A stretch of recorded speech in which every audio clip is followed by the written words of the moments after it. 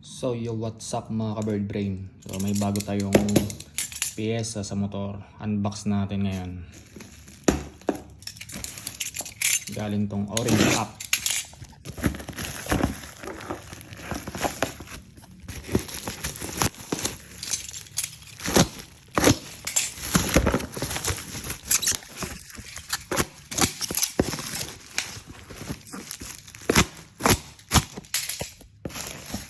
Ba't ADB 150? Sana pwede sa 160 kasi nakalagay dun sa online 160. So ito hindi gumana, babalik ko to.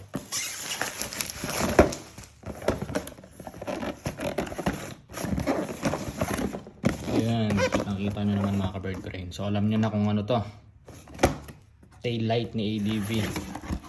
Ayun, napakaangas. So di ko sure kung plug and play to o convert.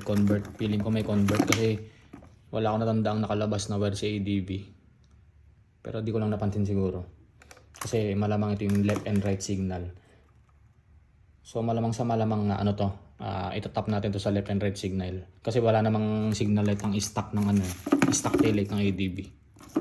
So ito, kung hindi man to plug and play, madali na lang gawin to. 3 wires lang naman to eh. Positive, negative, tsaka yung ano lang to, yung pag nagpreno ka yung iilaw. Ang pangit ng socket nito. So pinag-iisipan ko kung gagamitin ko to o puputulin ko. Then yung stock. Ayan, angas. Hindi ko mapakita sa inyo yung actual na sample nito kasi wala akong extra na baterya dito. Ayan. Pero ito yung video niya, pakita ko sa inyo. Yung demo nito, kung ano ba itsura nito.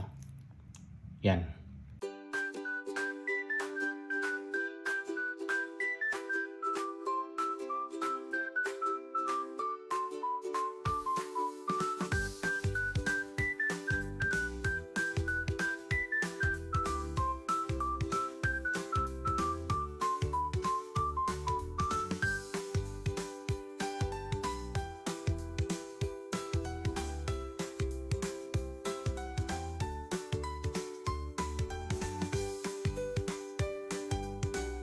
So yun lang naman mga ka-bird brain. So abangan nyo to sa mga next episode natin pag na-install ko na. Sana maangas to. Ayan, kasi sa video ang angas eh. So sana sa totoong maangas din. Yun. So yun lang naman mga ka-bird brain. Kita-kits sa next episode natin. Ride safe lagi.